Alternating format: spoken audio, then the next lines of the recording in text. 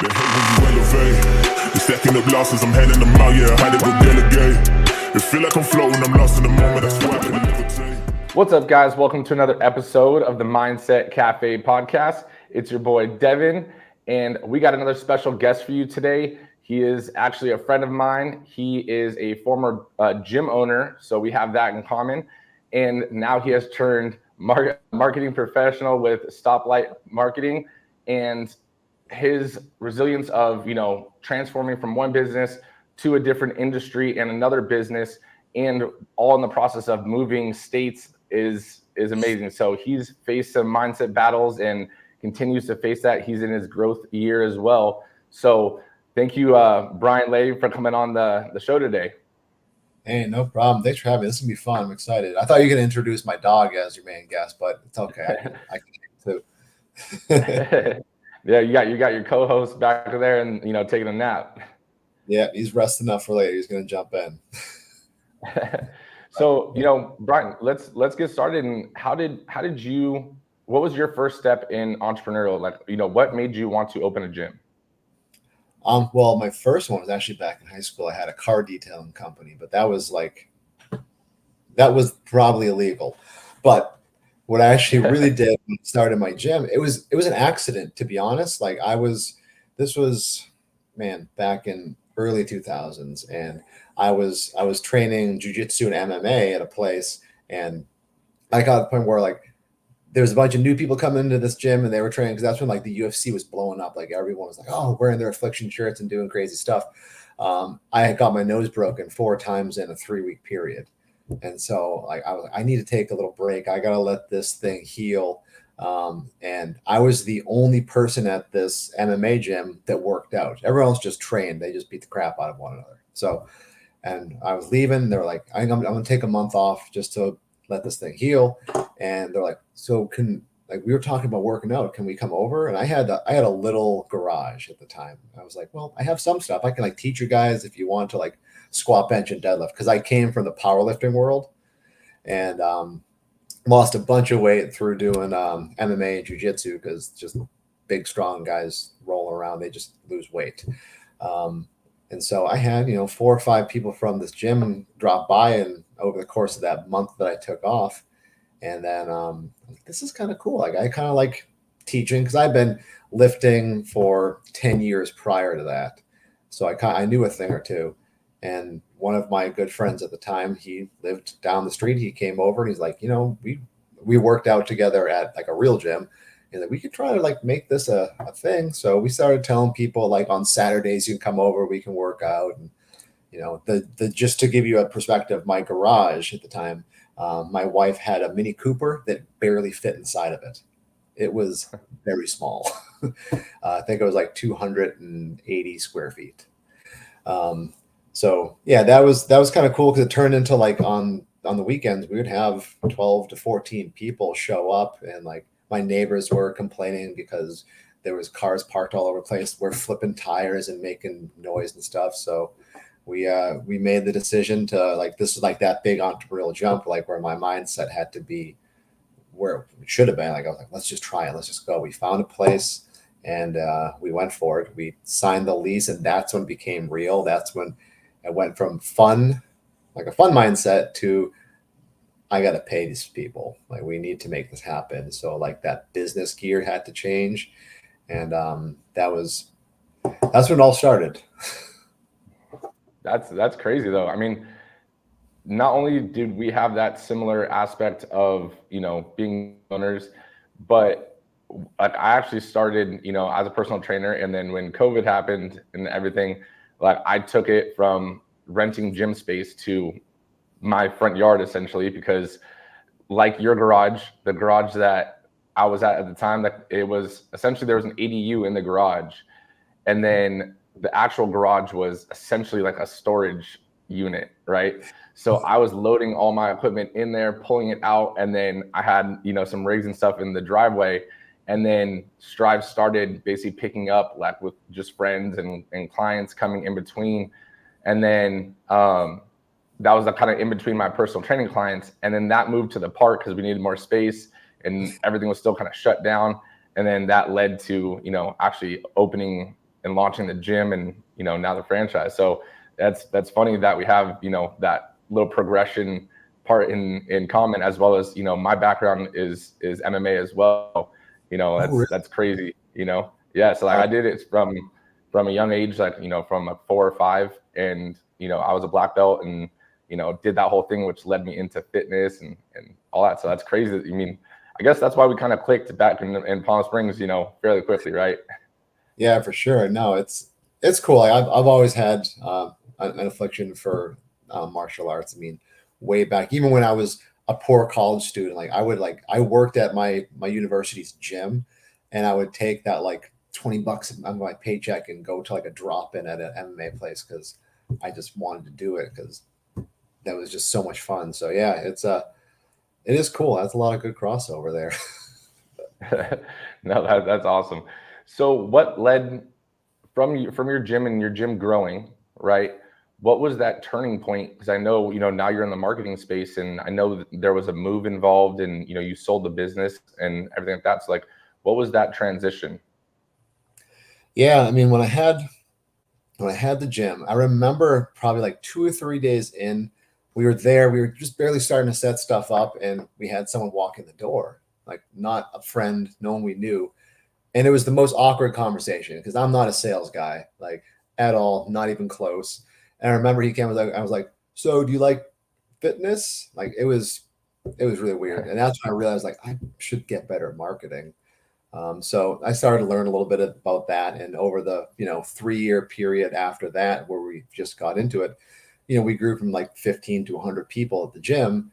And I was like, well, I'm actually pretty good at this, I guess. Like, this is fun. Because at the same time, that was all a side hustle.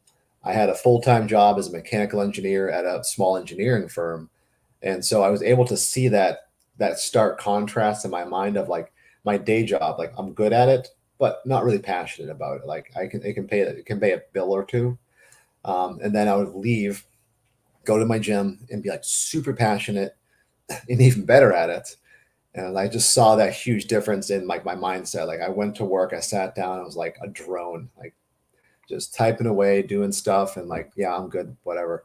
Then I would go to the gym and just be like on fire. Like that extrovert would pop out and, oh, this is great. Like talking to, 15, 20 people in each class. And I was like, I really like this. So I kind of like, in my mind, that was the turning point where I was like, I'm going to do this. Like, I'm going to be an entrepreneur.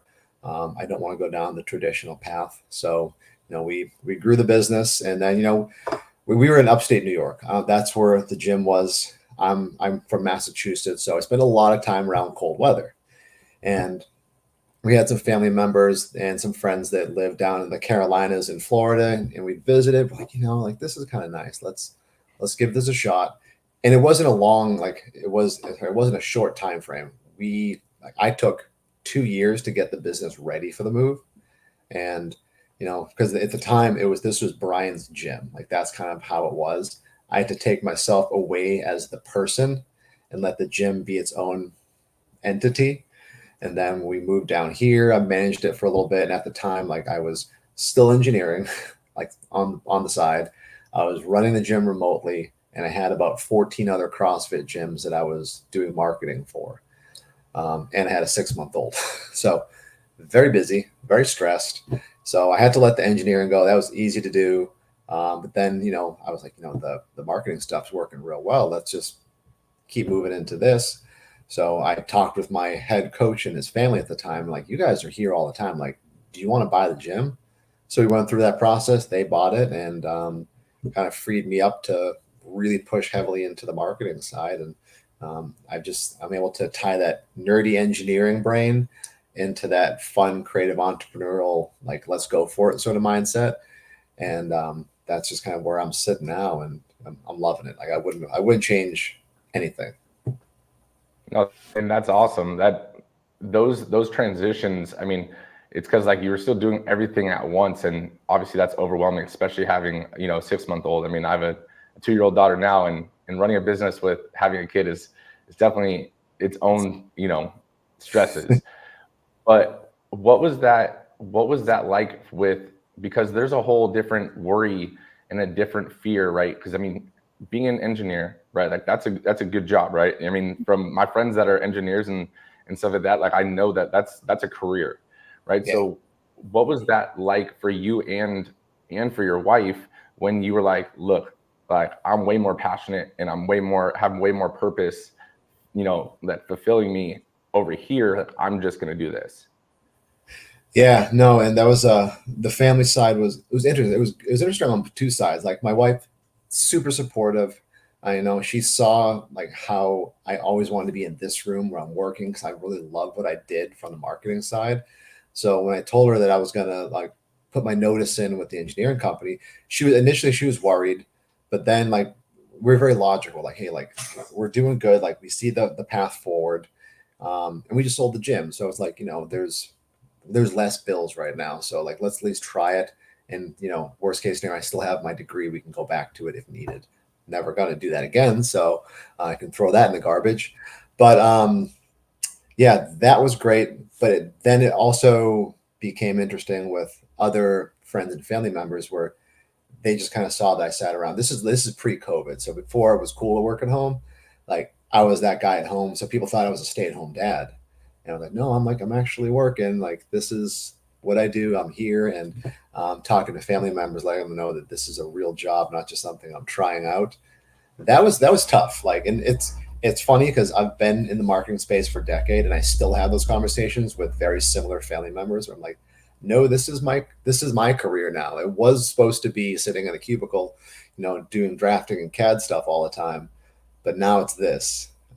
So those mindsets, those are difficult. Honestly, it's very frustrating to have those conversations at this stage in my career. But if I'm still having them 10 years in, they're not going anywhere, and I'm not going to be trying to change people's minds anymore. No, I mean, you changed one cubicle, one office to a different office, right? So Yeah. how do you separate?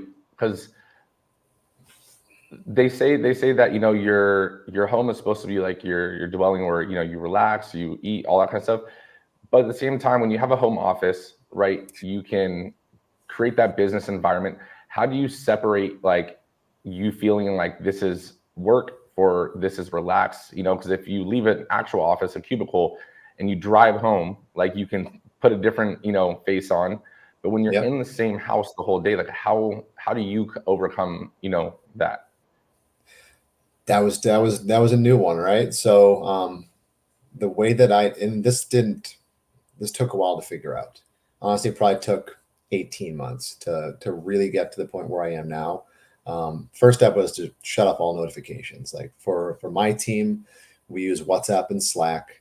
I don't get any of those notifications on this thing at all. That the apps are there, but I don't have them shoot anything. And when I'm done here, I shut the screens off. I shut the lights off, and like that's my driving home. Like that's where I turn the switch off. And then at the same time, like my team and the project managers and the clients that we work with, they know I'm very clear about my schedule. I tell them like I'm a husband and a father first. So at 4 p.m. Eastern, we're done. Everything else will be handled by my team, or I will get to you in the morning. And for the most part, I think everyone we work with so far is a family member of some sort, so they get it. So putting those things in place, it wasn't easy, and it didn't happen all at once. There was definitely times where like I'll leave this on and I'll hear something like a ding, and like I got OCD. I will hear like, if I see an email come in or Slack, I'm like, oh, I should check that. And it's to the point where I think even last night I accidentally left my computer on before I went to bed. I come here to shut it off, and my email was open, and I saw how many emails I had, and I was like, oh no. I had to just shut my eyes and like find the power button and shut this thing down. But there was definitely times where I would sneak back in here, or like my kids are eating in the other room and I'd come in and I'd get stuck here for an hour or two. And that's unhealthy, and because, it's weird to say, but like, and there's nothing that we do that is extremely urgent. We do a lot of Facebook ads, we do a lot of email marketing, but nothing that's gonna like wreck someone's business in a 8-hour period if we don't turn a campaign on or off. Nothing like that. So, and the team's good, so we don't have to worry about that to begin with. No, I mean I think that's super important right there. Like what you just said, that's really powerful. That as a young entrepreneur, as a new entrepreneur, right? We can sometimes feel like every problem is like an end all be all like problem. If we don't do it right now, the world's gonna burn. And it's like, it's not. Yeah, In feels most cases, it's not, right? So whether it's you're in the growth phase, whether you're in day one, right? It's one of those things where you get to realize that like you have to have that separation. Like for you, it's you're turning off the light switch in the room, and that's basically your transition mode, right? Because I'm very similar right now in my position as well. And it's one of those things where you have to have that boundary, or else everything blends together, and your family especially won't appreciate it because you're always in work mode, right? And is your how old's your daughter now? I got a 5 and a 7-year-old. Okay, so they're mobile. They're running now, you know. So Yeah, it's one of those things where they're like they need their time too with you, you know. At least like that's how I feel, right? So it's like you can't always be in work mode because then they feel like they never get you. exactly. Yeah, and like even if you don't have kids and you're at your desk or you're actively working on something, you're typically either planning or reacting, right? You're thinking like, hey, what am I going to do tomorrow or next quarter? Or you're dealing with a fire. But if you can get to the point where you can compartmentalize and detach, and you're gonna go for a walk, go work out, go not work for a little bit, that's usually when like your body can mentally recover and ideas will come then. It's very rare that I'm sitting here on a call, on a client call, or actively working that I'm thinking of like good ideas and good strategies. That stuff comes outside of this room. And it's that took a while for me to figure out. There would be times where, last year, the year before, I would put on my calendar, because I'm very calendar driven. I would put it there that I need to sit down on Tuesday between 9 o'clock and 12 o'clock, and I got to think about strategies. I can't do that. Like, you can't. It's the creative process that you have to kind of be in the right flow state and the right mindset for. So, like, I usually get that in the morning. Like, I'll drop my kids off at school, come home, I have another dog over here that will walk. He's super old. Um, I'll take the dog for a walk, and then I get halfway through my walk, and I'm texting my team, I'm texting my clients, like, oh, look at all the stuff that's when it happens. It doesn't happen here. So you have to move away from acting and reacting to actually move your business forward.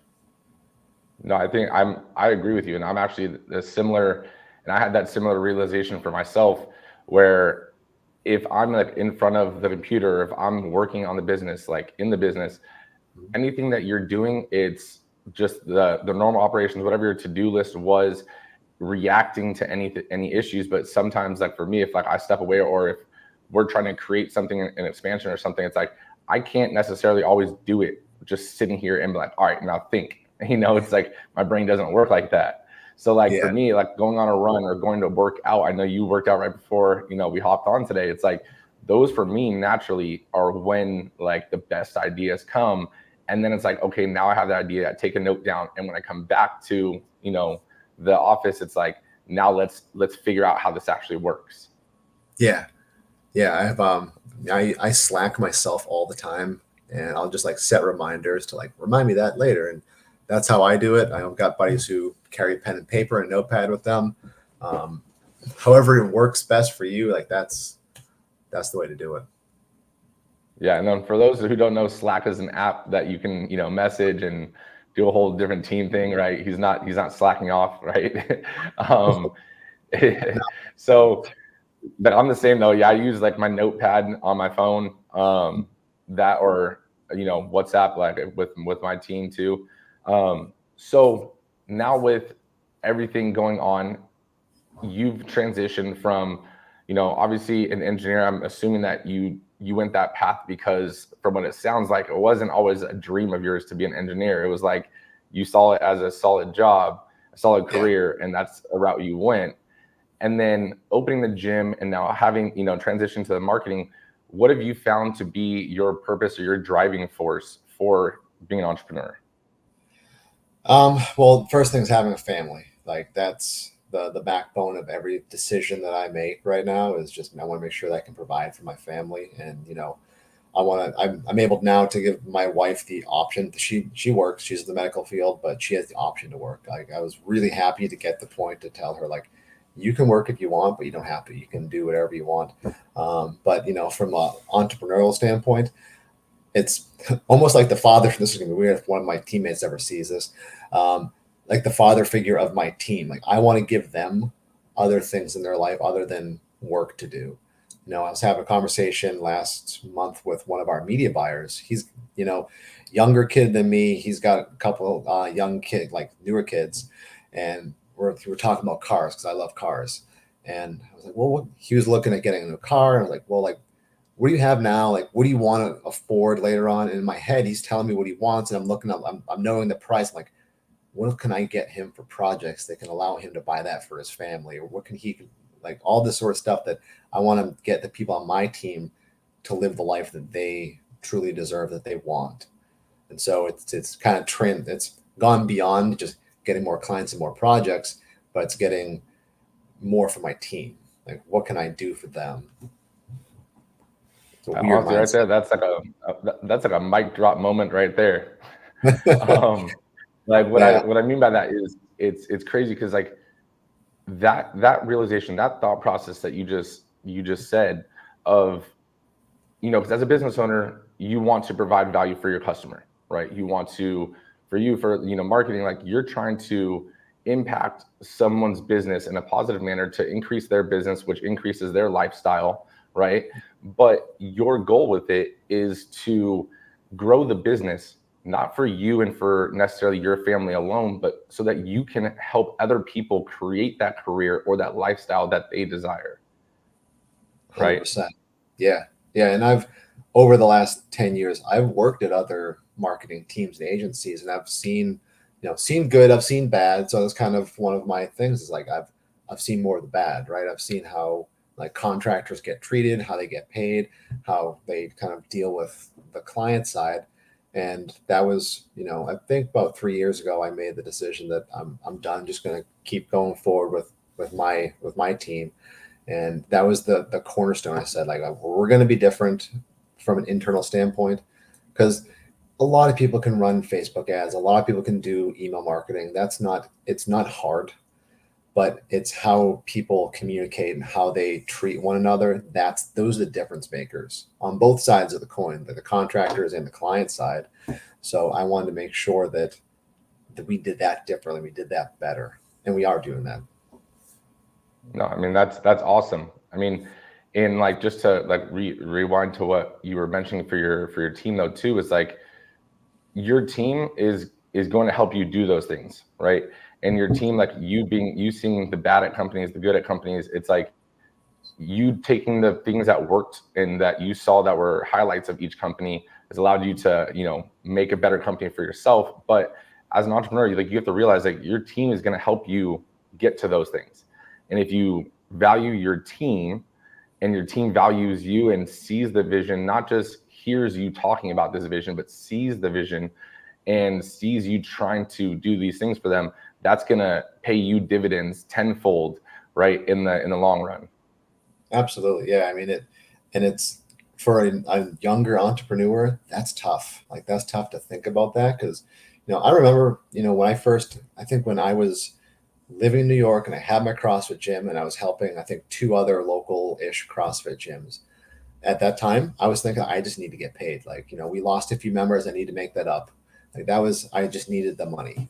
But that was a much different mindset. So now it's more of that abundance mindset that we hear so much about, that you just need to think beyond the initial need and think where you're going to go. And that's just been the driving force, just to kind of figure out, like, where do we want to be? Where do I want my people to be? Where do they want to be? I'm straight up, and I asked them, like, I usually just within the last hour, I messaged my email marketing director. I was like, what happens if we, get 20 clients, 20 new ones? Like, how is that going to affect your life? Because you do a lot.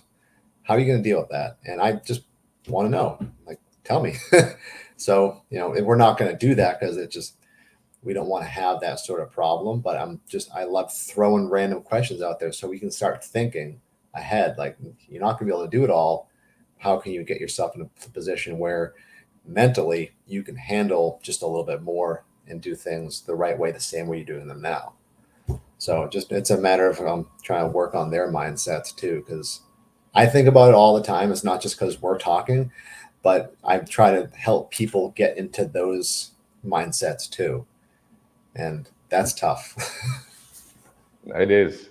So is that one way that you build, like, you know, 'cause building a team and leading a team, right? It's tough already, right? Especially if for those individuals that aren't natural like leaders, because there's some people that are just natural leaders, and then there's other people that build up leadership skills.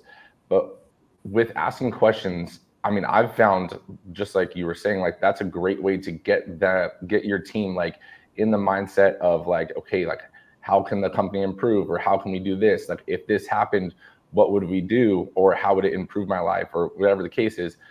What other things do you do to help strengthen your team as a whole and your individual team members? Sure. Yeah. One thing that I started doing in January is well, I forget one of the books that I've been reading, but at the end of the day, I write the 3 wins of the day and the 3 things I want to do for the next day. You've probably already read the book. You probably think of the Dan Sullivan book in mind, but I'll ask my team, because I've got people who will, like, at the end of the day, they'll send me the report for the day. And I'm like, okay, cool. Like, this is great. But then there's like a little section on one of these reports that says like wins for the day. And every so often I'll see that it's not filled in. And I'm like, what happened? And they're like, well, you know, like I can't really think of anything. I was like, it doesn't have to be work related. Like, tell me 3 great things that happened to you, or at least 3 good things. Like trying to almost like force them to get into that track. Like, cause some people there, you know, I think it's The Gap in the Gain. Is that the name of the book? Maybe. Yeah. They're in the gap thinking, right? So like trying to like pull them out of there and say like, hey, like you had a good breakfast today. It could be something simple like that, but just at least steer them in the right path. So when I'm having conversations with them, and that kind of goes back to some of the things I'm seeing in other places where the communication's bad, where like they just like some people just care about the result for the day. I like to have actual conversations. Like most of the team conversations I have and some of the client conversations, it's 80% just like this. Just how are you? Tell me about your day. Tell me about your life. What have you been up to? Like I want to make sure that people are emotionally there and happy. And then the people we hire are just great at their job. I don't have to worry about the actual work getting done if they're in the right mindset. So most of the conversation is just keeping them where I think they need to be mentally. No, I mean that's huge. You're showing and demonstrating that it's not, you're not just contacting them or talking to them about business and solely about this and their performance and stuff like that, but you're caring about them as an individual, and that it's a little bit deeper. With that being said, though, how do you transition from that? How do you transition from that? You know, how are you doing? How are you doing mentally? To you're not doing the things that you need to do. You need to step up. Yeah. As rare as those occasions are, you know, it kind of does go back to having like good, smart people. Those things do come up where like, hey, like I'm not a confrontational person. So if we're having a conversation and we've kind of gotten past the fluff, I'm like, hey, that email the other day, like, why didn't it go out? Like, I'm direct. Like we'll just kind of turn the conversation, be like, what happened here? There's when those things need to come up, there's no reason to beat around the bush. Like at that point, like with all my team members, like they know I care about them. Like they know that I got their back. You know, I'm not going to turn around and like bad talk them to a client, be like, oh, this guy sucks. You know, I got you. No, like I got my team's back first and foremost because they're the ones that help me build the business. So, you know, if there's an issue, we figure out what happened. And it's usually something small, something minor. And then we say, okay, so the email that didn't go out, we were waiting on copywriting, whatever it is. Okay, let's go back to the copywriting SOP, real sexy, boring stuff. But we'll see where the issue was. Maybe they didn't read the SOP. A lot of people don't. Like they're boring, but they need to be done. And we figure out where the problem is, and we say, hey, let's highlight this and go back to it. And then, you know, make sure that the rest of the team knows, hey, we had an issue here. Just make sure you're aware of it and move forward. So just being direct is easy to do when they know you actually care about them outside of the result of the work.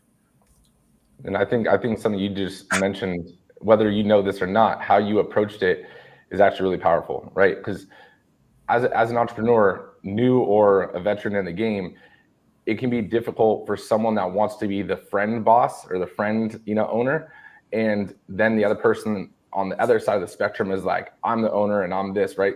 You can be a blend, right? And the fact is, like, caring about someone has nothing to do with either side of the spectrum. Like, that's just being a genuine person. But what you did is really, like, really smart, and I've had to learn this skill over time too. Is I'm very direct, and it doesn't, for me, it's not intentional to come off as like rude or hard or whatever, but I'll just be like, you didn't send out the email, right? And then it's like, okay, but the way you're approaching it is, hey, like, there was an email yesterday that was supposed to be sent out. Like, why didn't that get sent out? Can you explain it to me? And like, so asking a question versus a blame is already so powerful, because maybe there was something that happened. You're not allowing yourself to jump to conclusions or overreact to a situation that could have been just a first-time mistake, an honest mistake. You guys solve the problem, right? And so just by doing that, it allows your team member to answer the question and also think about the process of where it went wrong, allowing them to grow, right? Because if you get upset at every problem that happens, you're not going to have a team for very long. Yeah, and it's more stress. Who needs that, right? I mean, there's times where, like, if you come to me and you say, hey, what happened? I have to verbally explain. And I feel that's a more powerful way to learn something, instead of just, someone saying, you did this wrong. Like, I mean, I have to sit there and think about it, like you said, and then explain what happened. And I'm going to remember that conversation because I said it next time it comes up, instead of like, oh, I got yelled at. Exactly. And it resonates differently with them. Like you said, like, if you get yelled at, immediately we go into defense mode and we shut down. So then, even though you're yelling and you're teaching them at the same time, or let's say you're just starting teaching them, they may only be listening to like 50% of what you're saying.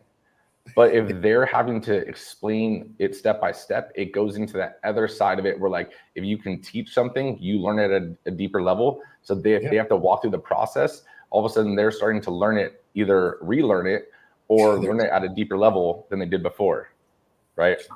Exactly. Yeah, they're teaching themselves. Makes it easier on the management side. You just ask the question, sit back, and you're good. No, exactly. So how do you paint that vision for your team, like with the growth of the company, with their growth? Like what do you do in terms of, like, how you said you ask questions, like what lifestyle are you trying to do? How do you tie that into, like, the growth of the company? I mean, just using the conversation I had with my email guy, just like, hey, what happens if we grow? And I know, like, speaking to this individual, he likes to travel. And so I'm like, well, like, you have a great job because you can go anywhere in the world. He's actually going to fly. He's over in Europe. He's going to fly to the States and visit for a little bit. And, like, he can travel and do his work. And so I want to make sure with this gentleman in particular, like, okay, if you can travel every day of the year, but how are you going to, like, adjust your day to still get the things done? We have other team members who are, mothers and fathers. And what does that look like for them? Like, how do they split their day up? Because I'm like I said earlier, I'm very calendar driven. I like to know that, like, when during the week I can do certain things. And I look at people's task list more or less through that lens. Like, okay, so, like, how is your day broken up? Do you do crazy stuff like me, wake up at 3:50 and work?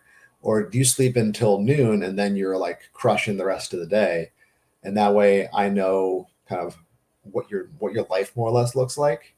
And, it just kind of goes back to having lots of conversations with them too, where I can see things they like, things they want to do, and try to, remember those when I'm talking to them.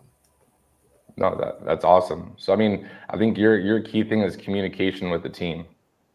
Oh yeah, all the time. Like, that's our number one thing, is just communication, because, like, I'm an over communicator. I tell that to everybody.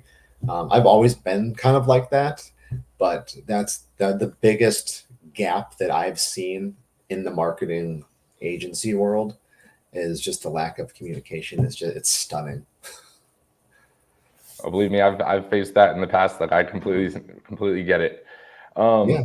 So I want to tie this into what we talked about. You worked out before this. How important do you feel that working out or exercise is in someone, as you know, in an entrepreneurial journey, right? Because the business can get crazy, especially in the launch phase and the startup phase, and we can tend to forget to work out. But for you, what is your opinion on like entrepreneurship and fitness? Like what is that relationship?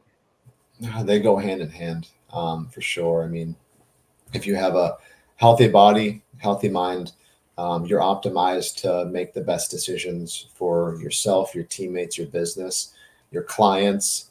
It's, have you ever been to see a doctor who's just overweight? Like, are you gonna listen to that person? Probably Okay. not. And that it helps me. Like I work out with two other dads in the neighborhood, and they texted me a half hour before they showed up. And when they came, I was like, I'm glad you guys texted me, because today would have been one of those days that I kicked the workout down the road until I was too tired and skipped it. And then I just kind of have that I defeatist attitude, like, oh man, I missed my workout. That's terrible, and bad thoughts. But it's very important, I feel, to work out for a lot of reasons, right? So you can separate yourself from your work for a little bit, going back to what we talked about earlier, where you're out there, you're not thinking about this stuff, you're thinking about that stuff, and other things will pop up. And then it could be a good thing from a networking standpoint if you're going to a gym, part of a gym, where you have a chance to meet people who you wouldn't otherwise know. There's a lot of really awesome people out there, so there's great chances there. And then the overall health stuff. I mean, it's going to be easier to sit here and work if you're healthy, as opposed to if you're full of inflammation and you're getting sick all the time and missing work because you kind of have a crappy diet and you don't take care of yourself. And those are the big reasons right there. No, I think that you hit it like spot on, and it's one thing I've also noticed. I'm not sure. I mean, from what it sounds like, you've always been into fitness and stuff. But like you said, the doctor analogy that you kind of gave, right? There's in business, people subconsciously will tend to lead to do business with other people that are aesthetically pleasing to the eye, right? If they have two choices. And it's not necessarily so superficial. It's just like, this person looks good, I'm going to work with them. It's just because there's other aspects that we know subconscious that go with fitness, right? I'm not talking about just handsome or beautiful or something. I'm talking about like physically fit, right? And there's habits and stuff that are built with that, such as, your discipline, your consistency, your self-motivation, all those kind of things that someone, if you're physically fit, you walk into a room, people already know you're dedicated, right? Yeah.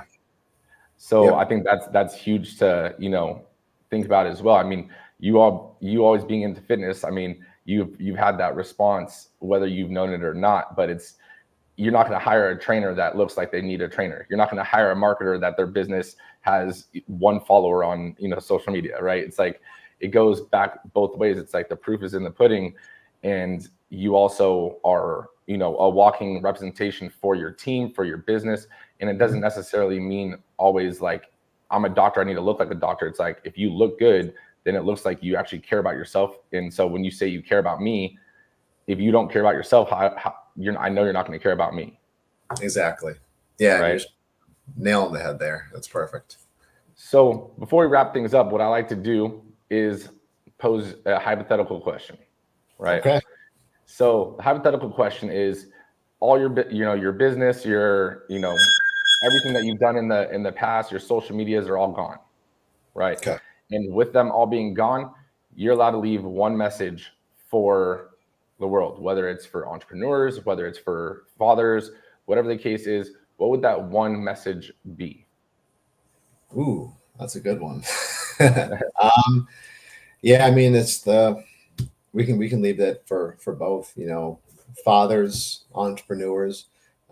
As hard as it is for some people, communication, like that is the golden ticket. That's the key that's going to help you in life more than you'll ever know. If you're not communicating with your wife or your kids, terrible things are going to happen. if you're not communicating with your team or your clients and your customers, you're not going to serve them.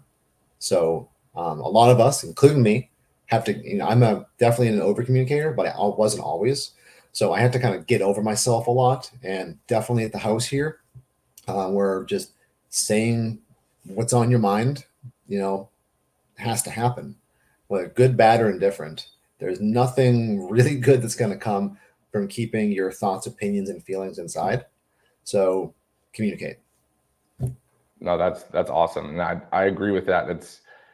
It's undervalued, and that should be blown up for so many people. Communication is the answer to a lot of stress and a lot of problems, that you do face, dad or entrepreneur or dadapreneur, right? Whatever you want to call it, Okay. Yeah. Where can people connect with you on social media, with your business? Yeah, I can drop my Instagram handle in here, and our website's fusionmarketing.io. There's a contact button, and I'm pretty good at communicating on that one, so you're good to go. Perfect. Well, I'll go ahead and I'll leave that in the show notes as well. Guys, make sure you guys share this episode with a friend, whether they're a business owner, whether they're thinking about becoming an entrepreneur, if they're a parent in just any professional space, overcoming those mental battles. Make sure you guys share the show, leave a review. And Brian, thank you so much for coming on today. Dude, thanks, Devin. This was a lot of fun. Thank you so much. Of course. We'll talk soon. Absolutely, man.